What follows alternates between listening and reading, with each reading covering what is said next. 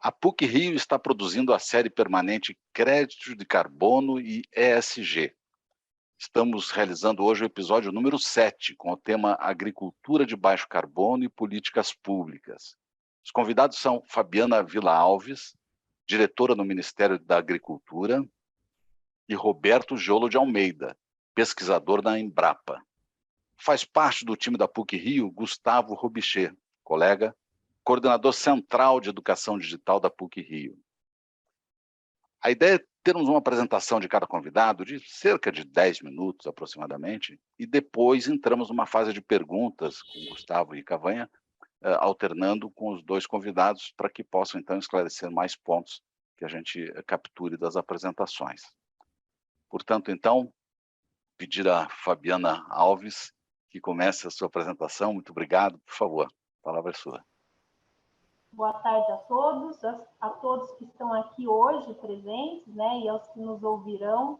É um prazer estar nesse evento com uma temática tão atual, né, e falando junto à PUC-Rio e ao meu colega, né, os colegas da PUC-Rio e ao meu colega Roberto Giolo, de algo que talvez para nós do meio rural, né, é o nosso dia a dia, algo que é muito fácil, né, de ser visualizado, mas que essa interação aí com vocês da cidade, né, e da sociedade em geral, acho que vai ser uma boa conversa hoje. Então, agradeço o convite e parabenizo vocês também por essa iniciativa, levando informações, né, e informações, no nosso caso, e nesse caso hoje aqui, com bases bem científicas, né. Eu vou compartilhar aqui a minha tela. Eu tenho alguns poucos slides para me orientar na minha apresentação. Eu sou Fabiana Vila Alves, como já foi dito. Hoje eu estou aqui no Departamento de Produção Sustentável e Irrigação do MAPA, que é onde nós temos praticamente as maiores todas, né, as políticas públicas brasileiras para a descarbonização do setor agropecuário. Em uma em especial que eu vou me ater hoje, que é o Plano ABC, né? Então, o Plano ABC, ele começou lá em 2010, né? É o plano setorial de baixa emissão de carbono. Então, é onde nós temos todo o pano de fundo para as políticas descarbonizantes, para os sistemas descarbonizantes e para os produtos descarbonizados, né? E hoje, também vou falar um pouquinho mais à frente, hoje, junto ao Plano ABC, nós temos alguns programas que nos amparam, né, e que nos dão as diretrizes, inclusive um programa que nós recém-anunciamos, né, e vamos lançá-lo, eu acredito, no próximo mês, que é das políticas, da política de cadeias descarbonizantes e produtos descarbonizados. Então, focando tanto em signos, que são as marcas, que são os sinais, que o meu colega Giolo vai falar de uma, né, que inclusive eu participei também, que é a carne carbono neutro, mas também com foco em créditos de carbono, né, e recém tivemos aí o anúncio do decreto pelo Ministério do Meio Ambiente para uma regulação, né, uma regração do que poderia ser um mercado regulado brasileiro. Então, falando um pouco do Plano ABC, o Plano ABC ele começou lá em 2010, ele é o plano setorial para mitigação e adaptação no setor agropecuário, né, no ambiente rural. Ele está ligado à Política Nacional de Mudanças do Clima, então a PNMC, e tivemos, então, metas, estabelecemos, né, no Plano ABC, metas voluntárias até 2020, para que nós pudéssemos ter, então, uma adoção de pelo menos uma dessas 6 tecnologias e sistemas de produção, que eu vou falar rapidamente mais à frente, em 35,5 milhões de hectares, né, uma superfície equivalente à Alemanha.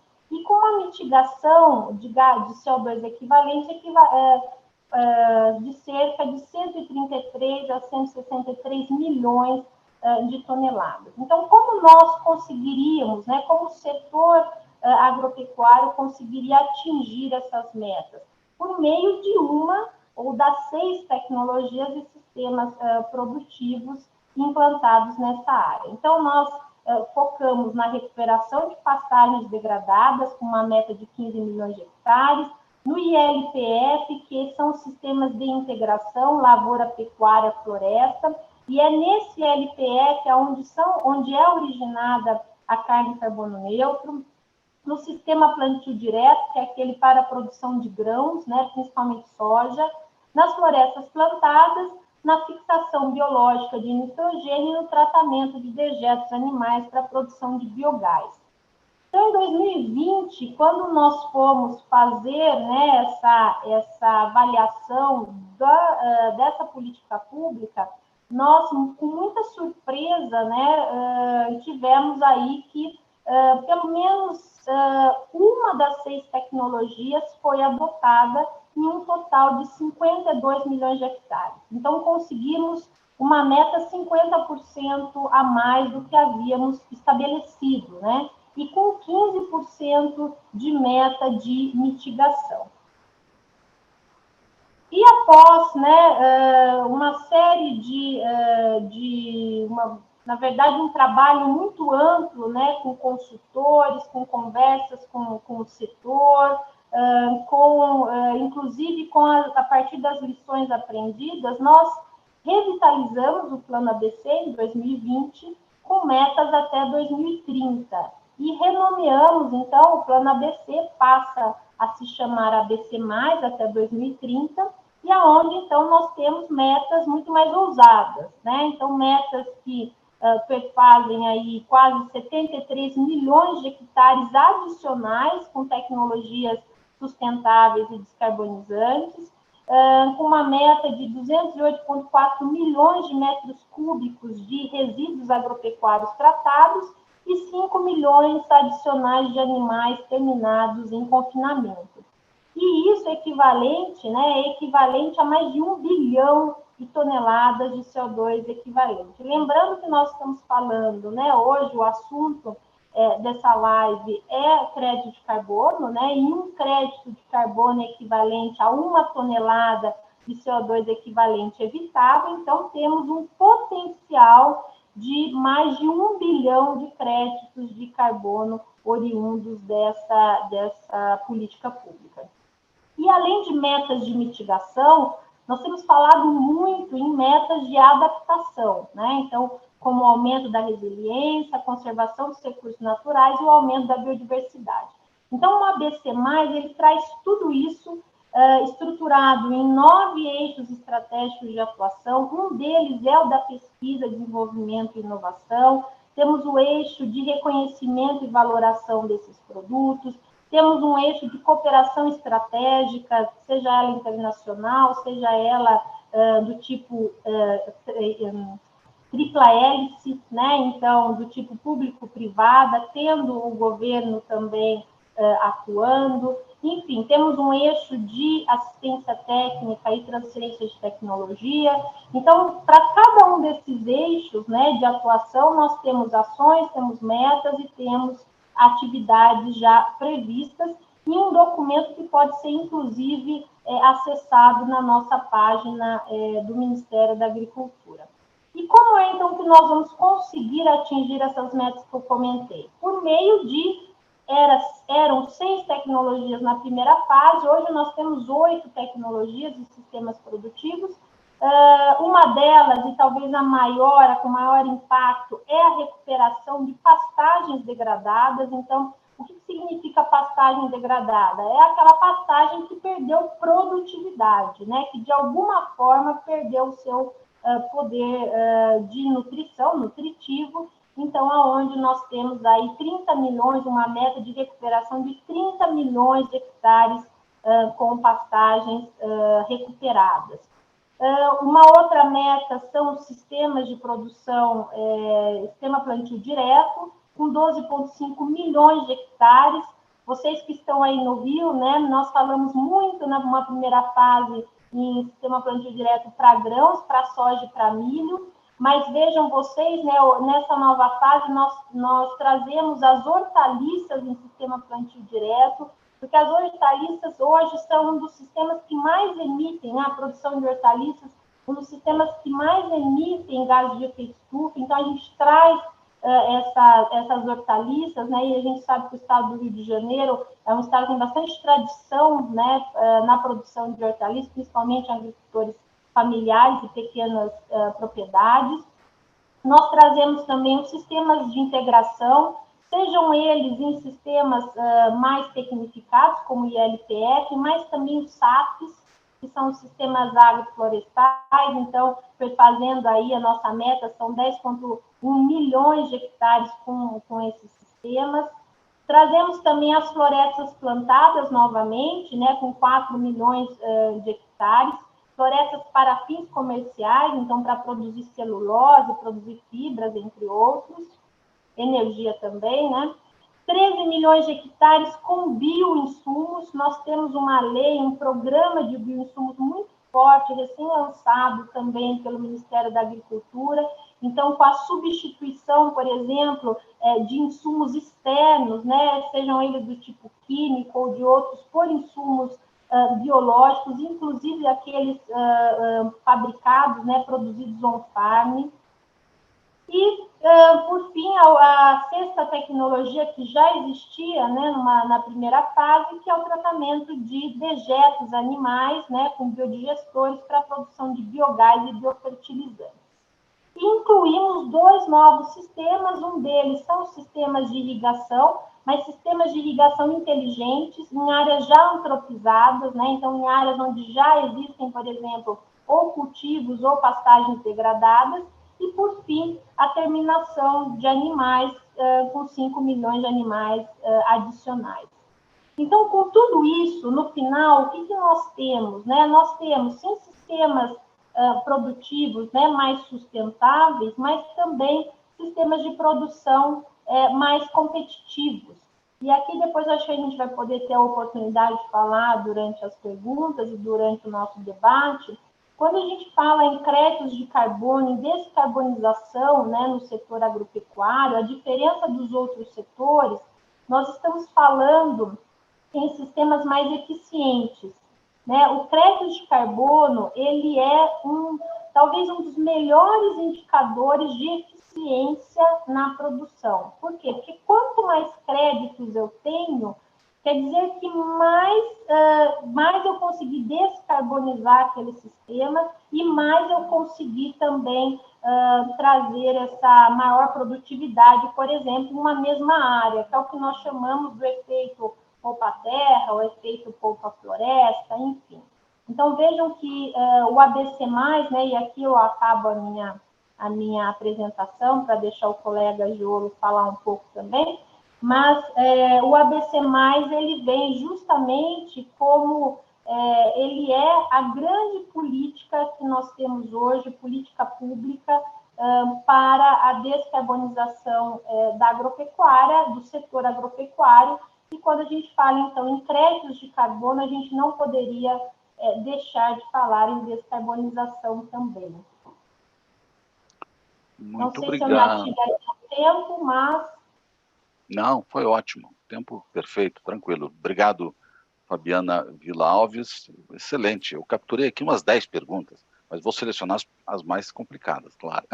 Brincadeira. Por favor, Roberto Giolo de Almeida, da Embrapa, sua apresentação, por favor.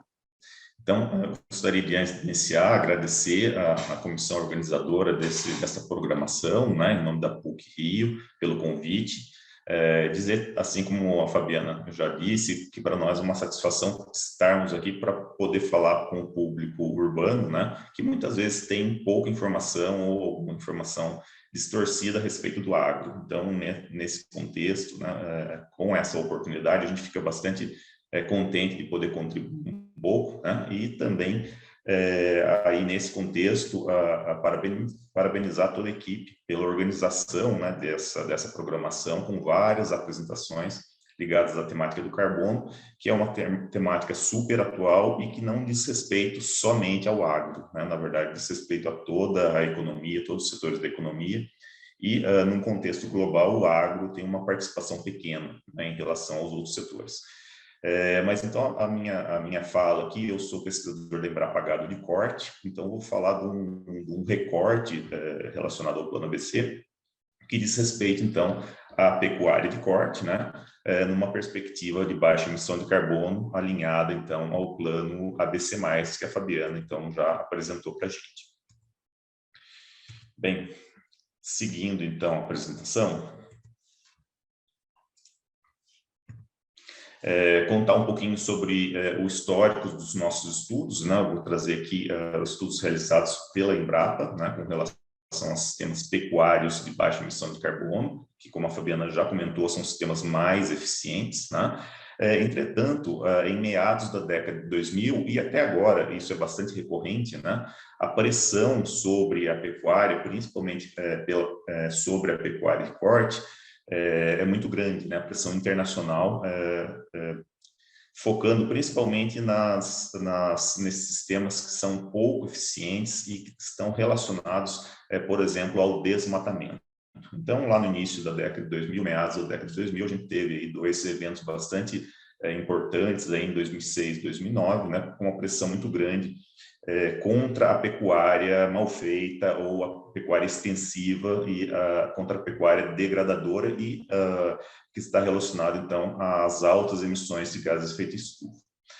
Então, a partir daí, foi iniciado os estudos e a implantação do Plano ABC, que a Fabiana já bem comentou, que o primeiro cenário foi o primeiro horizonte foi de 2010 a 2020, e agora nós estamos, então, no segundo cenário com o ABC+. E os estudos, então, relacionados a uma pecuária de baixa emissão de carbono e carbono neutro foram iniciados aí a partir de 2012, com foco num selo que a gente veio a chamar posteriormente de carne e carbono neutro. Então, aí tem um exemplo aí da nossa publicação, que saiu em 2015, né, com as diretrizes desse protocolo, e com o objetivo, então, desses estudos, né, mais aprofundados, estudos científicos que deram base para esse protocolo, com foco no produto, valorização do produto carne, né? E, além disso, a valorização de toda a cadeia, lembrando que a produção, né, desses produtos são com base em sistemas mais eficientes e com menor emissão de carbono. E com isso também colaborando para melhorar a imagem do Brasil, que lá em meados da década de 2000 estava assim bastante afetada, né, com relação então a esses sistemas de produção. E nós tivemos então a primeira carne carbono neutro lançada no mercado em 2020. Então, aqui, nesse slide, trazer um pouco para aqueles que estão nos assistindo, um pouco sobre a pegada de carbono, né, da carne brasileira, e aqui eu trago essa publicação com vários cenários, no caso, 4 cenários. Vejam que o cenário 1 é um cenário de baixa produtividade. Aí a taxa de lotação é a quantidade de animais por área, né? Então, uma quantidade de animais muito pequena em relação ao cenário 4, por exemplo, onde a gente consegue perceber esse aumento de número de animais que está associado ao uso de mais tecnologia e de sistemas mais eficientes, como a própria Fabiana nos falou. Então, vejam, a média brasileira está em torno de 1 animal por hectare, um bovino por hectare, e as emissões correspondem aproximadamente a esse valor aí, ó, aí debaixo de 47,83 quilos de CO2 equivalente por quilo de carcaça. O Plano ABC vem com as estratégias mitigadoras no sentido de diminuir essas emissões, né? Então, vejam, sistemas mais eficientes, mais produtivos, emitem menos e também contribuem com um maior sequestro de carbono. E é nesse contexto que os sistemas de integração, né, lavoura-pecuária ou lavoura-pecuária, floresta, têm desempenhado, então, um papel muito importante no contexto do Plano ABC. E eu vou focar, então, dentre esses sistemas, o sistema de integração que contempla o componente florestal, porque são esses sistemas com maior potencial, não só de minimizar as emissões, como também de aumentar o sequestro ou a remoção de carbono da atmosfera, principalmente pelo componente arbóreo. Então, aí, nós podemos ver aí que o componente florestal florestal, então, no seu crescimento, né, ele retira o CO2 da atmosfera, contribuindo aí para minimizar os efeitos das mudanças climáticas, né, e contribui com a produção de madeira, né. Essa madeira, então, que vai ser utilizada principalmente para a serraria e para o setor moveleiro e para o setor industrial, o setor de construção civil, esse carbono, então, vai ficar fixado e vai cumprir, então, o seu papel na mitigação de gases de efeito estufa. As árvores no sistema também têm um outro papel importante para os animais, né, que é, no caso, o bem-estar animal, com a sombra que ela proporciona ao sistema, né, e com isso proporcionando um melhor desempenho, tanto produtivo quanto reprodutivo dos animais. A sombra na pastagem também melhora o valor nutritivo da forrageira, que contribui ao ser consumida pelo animal pela menor emissão de gases de efeito estufa, menor emissão de metano. Então, veja que é um ciclo virtuoso a presença da árvore nesses sistemas. E, além disso, com o crescimento da pastagem, né, da forrageira, também há o acúmulo de carbono no solo. Então, realmente é um sistema bastante eficiente, do ponto de vista de retirar carbono da atmosfera e também minimizando as emissões. Então, esse balanço aí é muito mais favorável nesses sistemas bem manejados de integração lavoura, pecuária e floresta, e é essa a ideia, então, do selo ou do protocolo carne carbono neutro. Outro ponto importante também desses sistemas de integração, que tem árvores, né, é o que a gente chama de resiliência climática, ou seja, no caso, esses sistemas pecuários que têm árvore na pastagem, né, vejam aí por essa foto o que eles são, o potencial desses sistemas, né?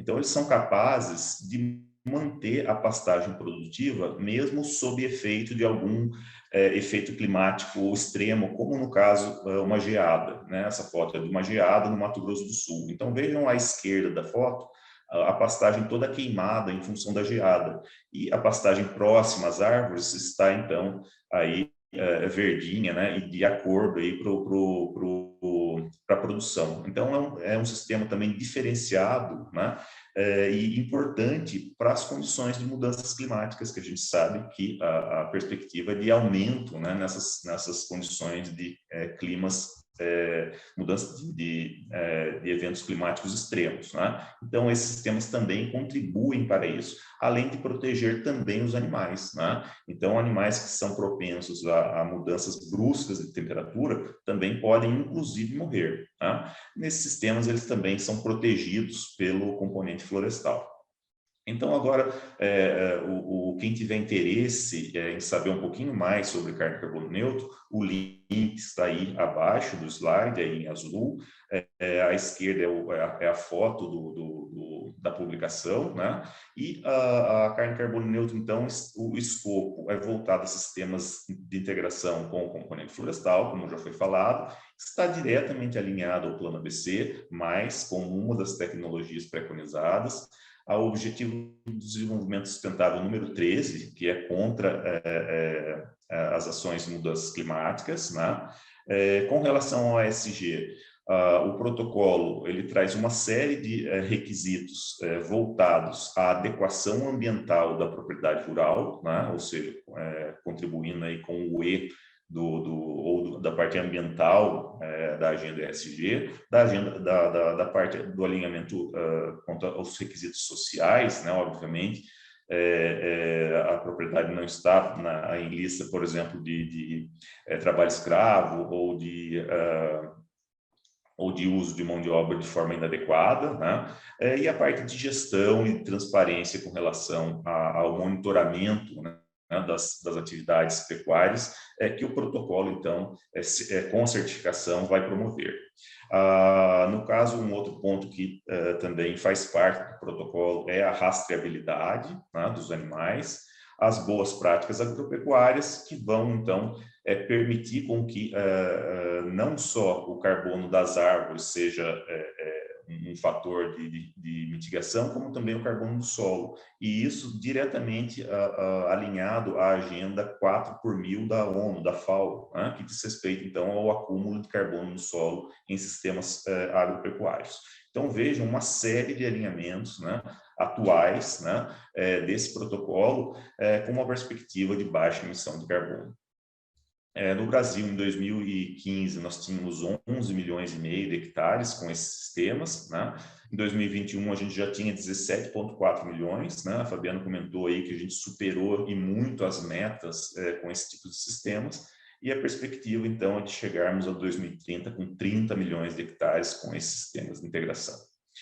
E aqui agora vou passar rapidamente para vocês como foi o desenvolvimento do protocolo carne e carbono neutro, que teve, então, distribuídos pelo Brasil 9 unidades de referência tecnológica em 3 biomas, né, na Mata Atlântica, no Cerrado e na Amazônia, onde, então, esse protocolo foi validado em fazendas comerciais.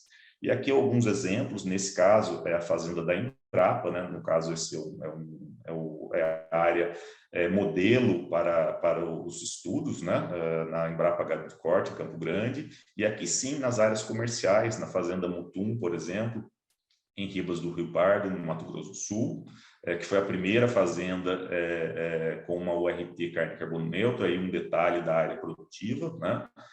Temos publicações aí, no caso, que podem ser acessadas, e uma outra área também, a área de Cerrado, em Minas Gerais, na cidade de Curvelo também, onde nós tivemos uma das outras unidades de referência tecnológica, com também publicações a respeito dessa área em especial. Temos publicações à esquerda, onde vocês podem ter acesso a todas as unidades, com fotos e com informações específicas, como também um tira-dúvidas, que a gente chama de 50 perguntas e 50 respostas a respeito da carne e carbono neutro. O protocolo ele já está disponível no mercado, né? E ele pode ser acessado pela plataforma AgriTrace Animal, da CNA, o link está logo abaixo, e entrando nesse link, né, é só clicar, então, no link para o protocolo carne e carbono neutro, onde vamos chegar nessa página, com todas as informações sobre as diretrizes, o protocolo, os frigoríficos disponíveis e as certificadoras disponíveis também para o processo. E com isso, nós temos aqui, então, um breve resumo do que foi feito nesse período de 8 anos de desenvolvimento do protocolo carne e carbono neutro, que foi desenvolvido pela Embrapa, né? Esse protocolo, ele tem em seu bojo requisitos tanto para o produtor, como também para o frigorífico, né? Numa perspectiva de boas práticas e de minimizar as emissões de gases de efeito estufa. E todo esse processo é monitorado por uma certificadora independente, o que confere maior robustez ao protocolo e à certificação.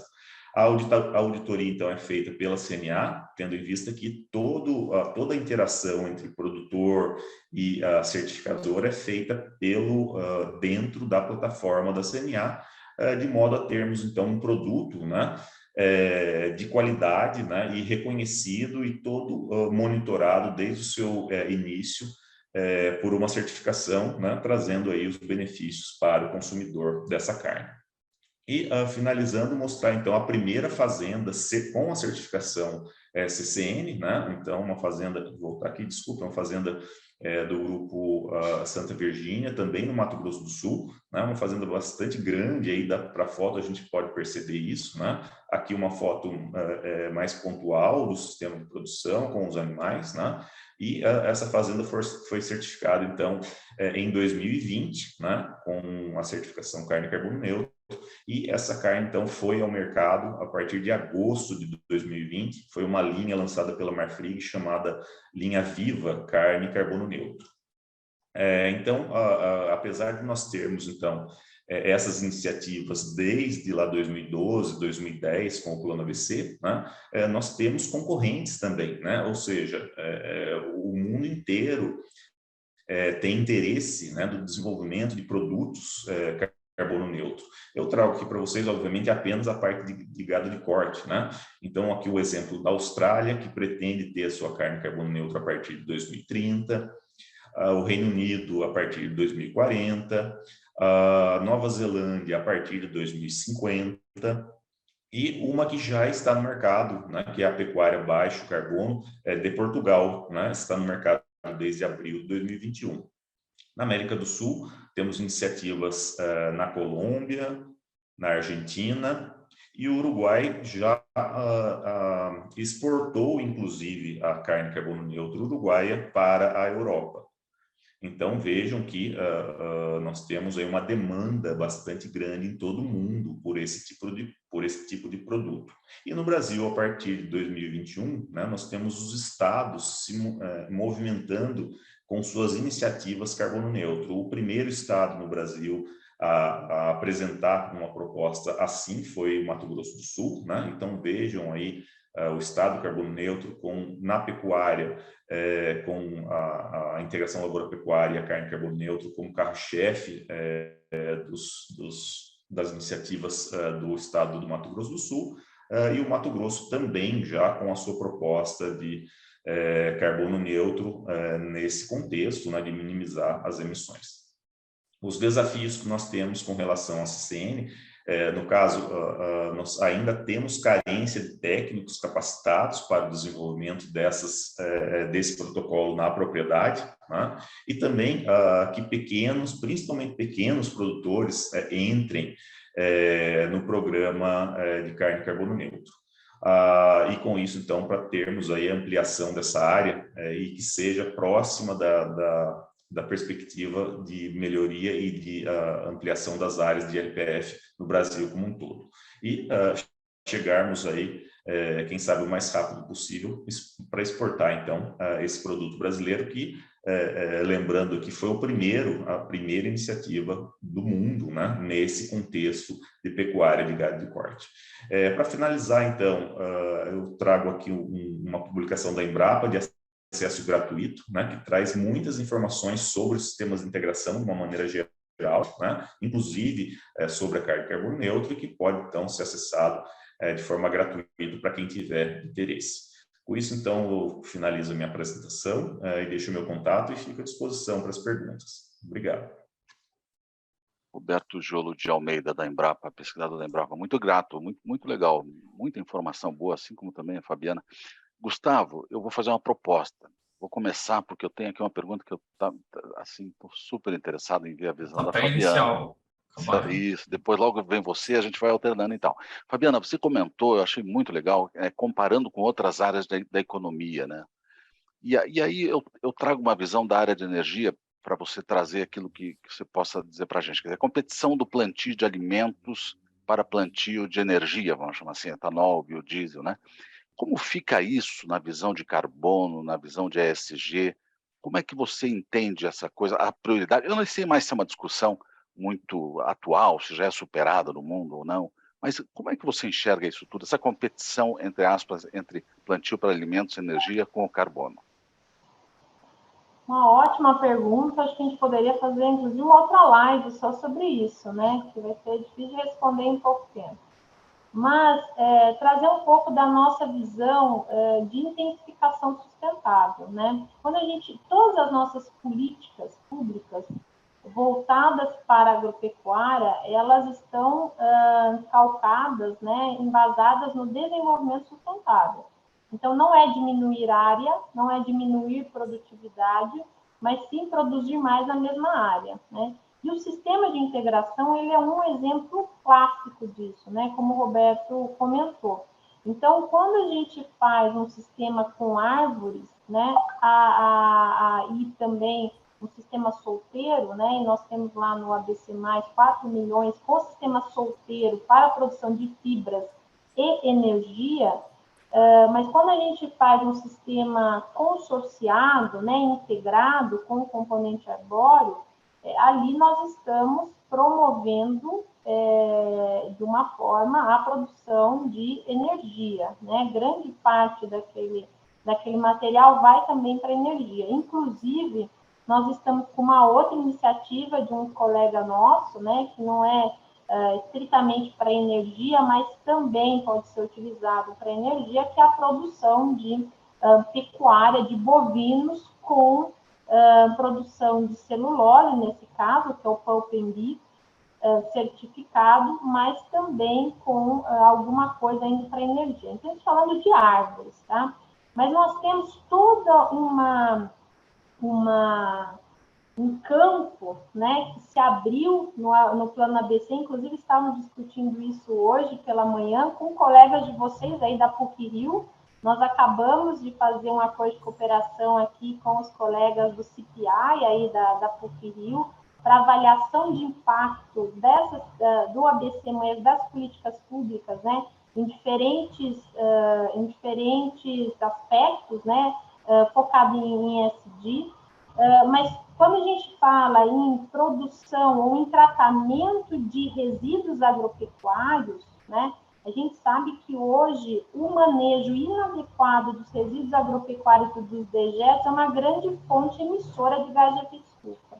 Então, quando a gente foca na mitigação, nesse caso, nós estamos produzindo energia alternativa, né, bioenergia. Então, vejam que no setor agropecuário, a gente não tem essa... E agora, vou fazer um terceiro exemplo que a gente tem falado muito, que são os sistemas agrivoltaicos, né? Então, onde nós temos as placas para energia voltaica servindo como anteparo para a produção de hortaliças, para a produção fazendo sombra para os animais, para conforto térmico.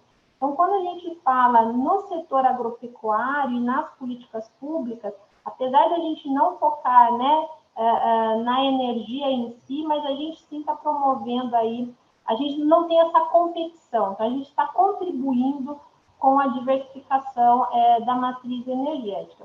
Sabemos que existem diferentes entraves, né, e em 2016, 2017 foi um ano de inflexão, então, onde nós aumentamos, praticamente dobramos os nossos biodigestores em polos que já eram, né, já eram propícios, né? Então, Goiás, Mato Grosso do Sul, todo o Sul, e muito se deu por causa das políticas públicas, mas também pelo destravamento desses pontos, né? Como, por exemplo, do produtor poder utilizar essa energia para a própria geração, né, dentro da propriedade. Não sei se eu consegui te satisfazer aí com a resposta, sim, mas é algo que... Isso tudo, então, dentro dessa questão de intensificação sustentável. Produzir mais, e quando a gente fala produzir mais, não é só produzir mais do produto, mas diversificar a produção em uma mesma área, né? Então, trazendo realmente essa eficiência, né, no uso de recursos naturais. Muito bom, Fabiana, muito bom, muito grato, muito grato. Gustavo, por favor. Então, primeiro, assim, está sendo uma aula para mim. A própria resposta da Fabiana foi uma mini live, Fabiana, eu acho que foi muito completa na síntese, enfim. E parabéns pelo trabalho, tanto do Ministério quanto da Embrapa, na condução disso. Eu até comentei no início do evento que eu tinha desafios para vocês e eu acho que vocês superaram todas as minhas expectativas. Eu queria fazer uma provocação. Eu acho que a gente está vivendo um momento de transformação cultural, né? Quer dizer, a forma como a gente enxergava a produção é diferente da forma como a sociedade, o mundo enxerga hoje, né? Eu acho que foi muito claro na fala da Fabiana, né? Quer dizer, que todo esse movimento no entorno de crédito de carbono acaba sendo um grande farol para uma busca por eficiência, uma busca pelo desenvolvimento mais sustentável. E vocês trouxeram números e fatos que mostram o quanto que há pujança no setor agrícola nacional, né? Eu acho que isso é um ponto de destaque. Mas ainda dentro do movimento de transformação cultural, eu tenho uma grande dúvida, que é quando a gente sai do grande produtor, e o próprio Roberto comentou num dos últimos slides, quando a gente vai para um médio ou pequeno produtor, né, o desafio dele é muito maior, até porque talvez não disponha de tantos recursos ou de tanto conhecimento acessível para implantar referências para implantar, mesmo que de maneira associada, né? Eu acho que existe uma cultura de cooperativismo muito forte no país, mas ainda é uma questão de ausência de técnicos, ausência de conhecimento. O que falta para isso, de fato, escalar para o pequeno e para o médio produtor, né? Eu acho que essa é a minha grande curiosidade no momento, né? E que incentivos, eventualmente, o próprio Ministério e as ações que a própria Embrapa já conduzem, que podem, na verdade, trazer luz para esse debate, para trazer luz, para que eles não se sintam excluídos, né? Eu acho que existe uma preocupação que é uma preocupação de inclusão, né? Que a gente possa, de fato, ter um movimento que seja um movimento para toda a sociedade. Então, eu queria ouvir vocês um pouco sobre essa perspectiva de transformação cultural, os incentivos e o papel da educação, né? A gente está numa universidade, a gente sempre tenta buscar o diálogo, a escuta, em algum momento contraditório, aqui não é um momento contraditório, mas é um momento para a gente acolher. E isso eu tô bastante impressionado com os resultados que vocês atingiram até o momento e com a perspectiva de ampliação desse processo. Mas a minha pergunta é, como dar escala a isso, né? Como, de fato, atingir lá o pequeno produtor? Gustavo, uma próxima live também, eu acho que a gente poderia só falar disso. O ABC, o Plano ABC, né, que é a grande política pública, como eu comentei, ele não faz distinção entre tamanho de produtor, tá? Então, a gente foca nos sistemas de produção, seja pequeno, médio ou grande. E a gente também precisa fazer uma distinção entre pequena, média e grande propriedade e pequeno e médio e grande uso de tecnologia, ou baixo, médio e alto uso de tecnologia, que são coisas diferentes e que às vezes a gente traz, né, no imaginário, né, que é a mesma coisa. Hoje nós temos, apesar de a gente não ter, como você comentou, uma assistência técnica pública, né? A gente sabe das dificuldades, ela praticamente ela não existe, né? A extensão rural. A gente tem assistência técnica privada. E, obviamente, o privado, ele tem mais acesso ele pode pagar. Agora, o pequeno e o médio, nós temos hoje várias políticas públicas voltadas para o pequeno e para o médio, inclusive com programas de financiamento com taxas subsidiadas, né? A gente costuma dizer que o programa ABC, que é o braço financeiro do Plano ABC, com juros e carência também diferenciado, ele só perde para o Pronaf. O Pronaf é a linha de crédito para aquele produtor de pequeno e médio. Então, vejam que não falta recurso, tá? Talvez falte essa assistência, talvez não, né? Temos certeza que falta ele chegar lá à tecnologia, porque a tecnologia também existe. Então, fazer esse link. Nós, dentro do Plano ABC, nós tivemos experiências muito exitosas, eu até cheguei a comentar, que é um eixo que nós temos, que é o de cooperação estratégica, tá? Nós temos recursos com fundos internacionais que beiram 50 milhões de dólares, tá? Levando assistência técnica para esse tipo de público, né? Então, nós temos o PRS Cerrado, PRS Amazônia, Paisagens Rurais, são todos projetos que buscam levar essas, e com resultados fantásticos, tá? Então, onde com fundos internacionais nós conseguimos trazer essa tecnologia. E, por fim, só para deixar para o Roberto também fazer alguma consideração, e principalmente ligado à ILPF, né, Roberto? A gente falava muito, eu também estudava de ILPF, que quando a gente trouxe os SAFs, né, os sistemas agroflorestais, para dentro do ABC, é porque são sistemas que são mais adequados para pequenas propriedades, porque Sim. Nós temos um país que é continental, né? Nós temos polos de produção, então a gente tem que ter volume, né?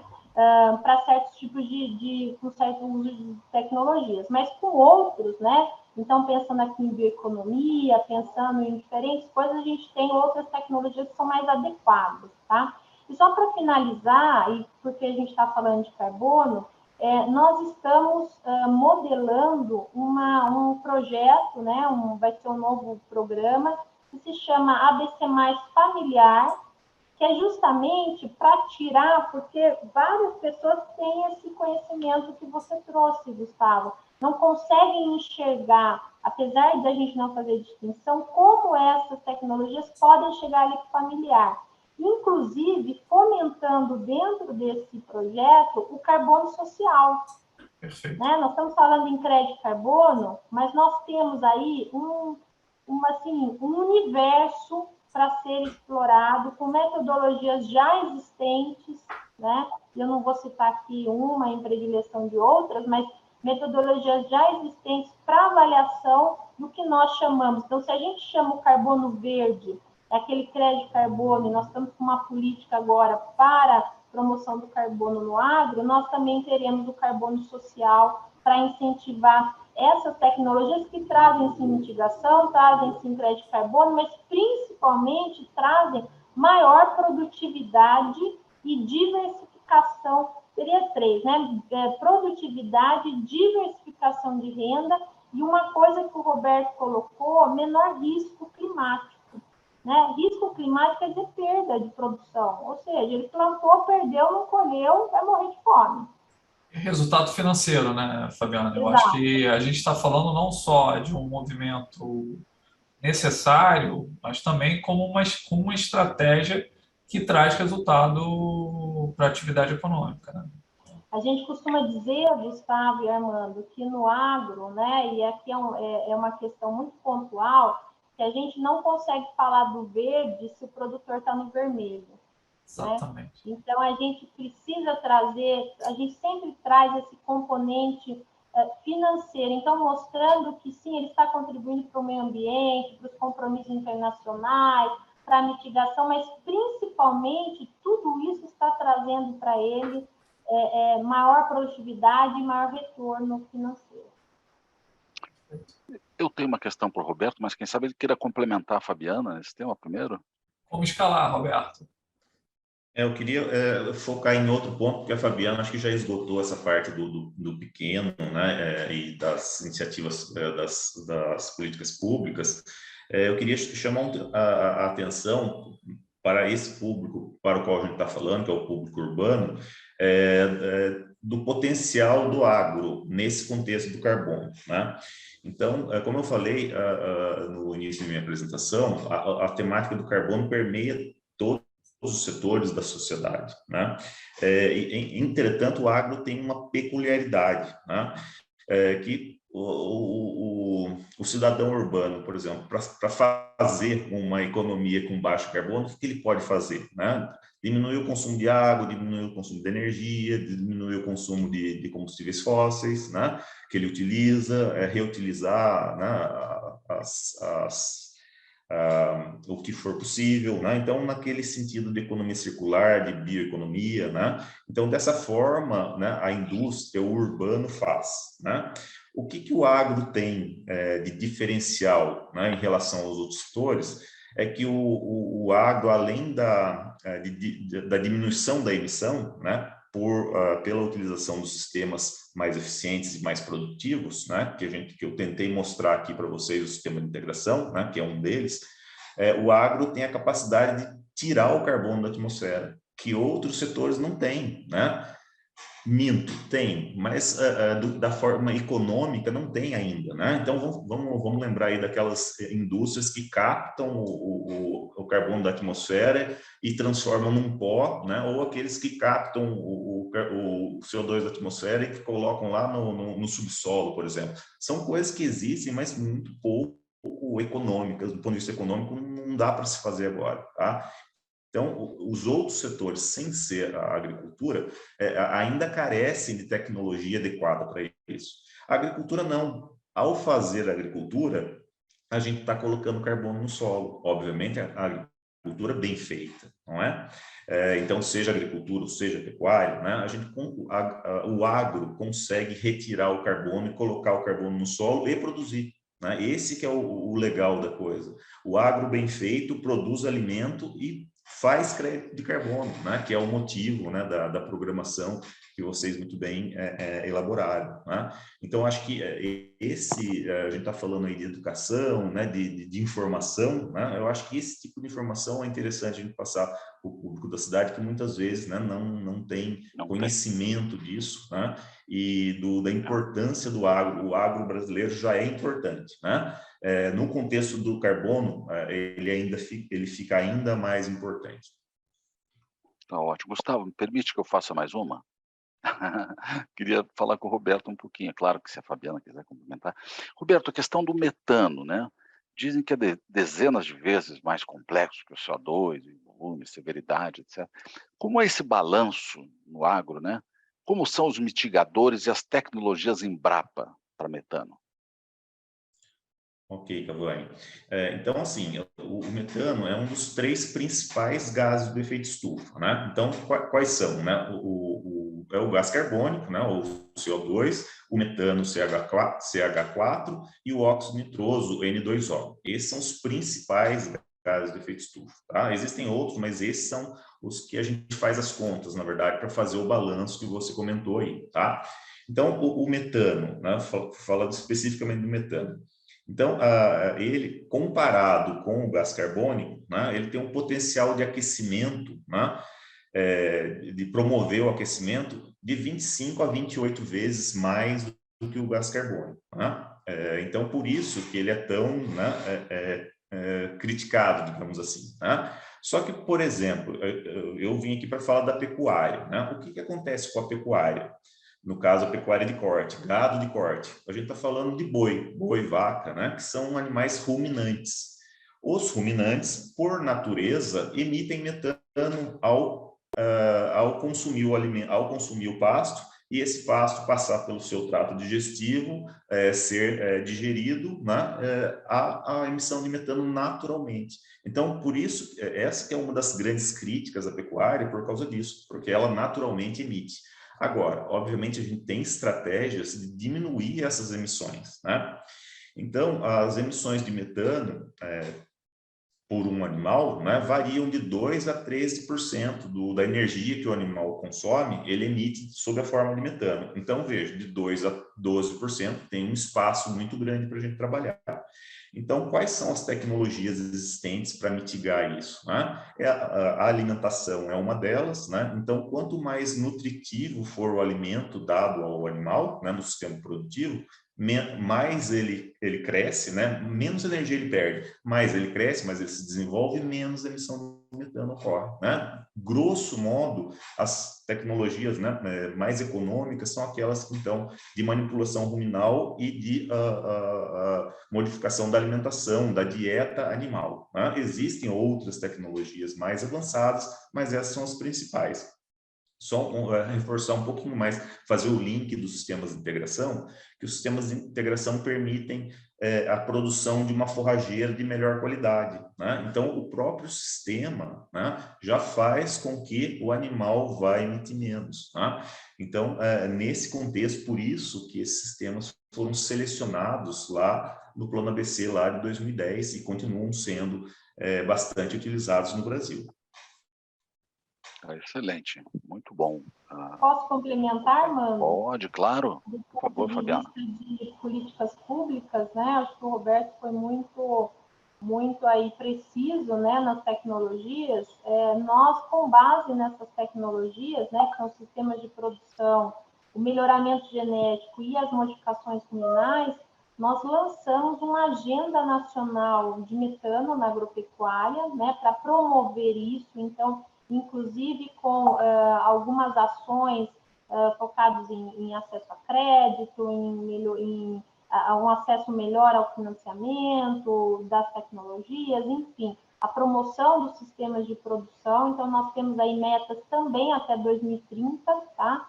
Após nós voltarmos, né, da COP26, aonde firmamos, né, como signatários do grande acordo global, né, de redução de metano em 30% em todos os setores, né? Então, lembrando que o metano, como o Roberto comentou, ele é um gás produzido principalmente, né, na sua maior parte, por fermentação. Então, o processo de fermentação gera metano. Então, não é só o boi que gera metano, né? Acho que isso tem que deixar muito claro. Por exemplo, lixão, né, lixo em decomposição, é uma das maiores fontes de metano. Né? Arroz inundado também. Então, onde eu tenho decomposição de matéria orgânica, eu tenho emissão de metano. Muitas vezes o boi ele é visto como vilão, né? E na verdade não. Na verdade, por isso que nós trazemos o tratamento de dejetos, né? Então, aquela fermentação que vai produzir, vai transformar o metano em algo útil, né? Que é energia, que é biogás. Né, vai transformar, das 8 tecnologias que nós temos, 4 são focadas também na redução de metano. Perfeito, perfeito, Fabiana, muito grato. Gustavo, gostaria de fazer o fechamento para nós? Eu queria primeiro dizer que eu compro a provocação da Fabiana, que eu acho que essa vai ser o primeiro de vários encontros que a gente vai ter. Eu aprendi bastante com vocês e eu vou pegar uma própria provocação também do Roberto, né? Eu acho que a gente tem que trazer mais do campo para a cidade e, eventualmente, levar um pouco da cidade para o campo, né? E contem sempre conosco dentro dessa estratégia. Eu fico aqui com o compromisso de abrir um diálogo com vocês para que a gente consiga construir. E eu acho, Fabiana, a gente tem que divulgar mais os resultados, né? Principalmente do campo para a cidade. Eu acho que a gente está muito alienado, talvez seja a palavra, não estou medindo palavras, muito distante, só para usar uma palavra politicamente correta, dessas informações que vocês trouxeram com tanta clareza, tanta objetividade. E eu saí um entusiasta muito maior do agro no Brasil do que eu entrei nesse encontro. Tem muita coisa para a gente discutir ainda, né? Quer dizer, a conscientização com dados e com fatos do consumidor nas cidades, eu acho que é um ponto extremamente importante. Muitas vezes a gente é inundado por notícias internacionais também totalmente enviesadas ou com interesses muito claros, e a gente sabe que, como o Roberto comentou muito bem, a gente não teve oportunidade de discutir sobre isso, tem muita concorrência, né, Roberto? Então, muitas vezes, essas informações elas são induzidas e geram uma pressão equivocada na sociedade brasileira de que temos vilões dentro da agricultura, e eu acho que a gente pode sim melhorar. Eu acho que vocês mostraram muito bem ações concretas de melhoria. Então, a casa aqui está aberta para a gente discutir, e educação é um caminho, né? A gente construir esse diálogo, eu acho que a gente vai fazer com que a sociedade apoie mais, a sociedade se movimente, enfim, e possa ajudar esse processo de transformação. Então, foi um prazer para mim. Você é um pouco enviesado, mas dos 7, esse foi o melhor, foi o que eu mais gostei nesse momento. Vocês estão de parabéns pelo conteúdo que foi trazido. Muito obrigado, Fabiana Vila Alves, diretora do Ministério da Agricultura, Roberto Giolo de Almeida, pesquisador na Embrapa, Gustavo Robicher, coordenador central de Educação Digital da PUC-Rio. Muito obrigado e boa noite a todos.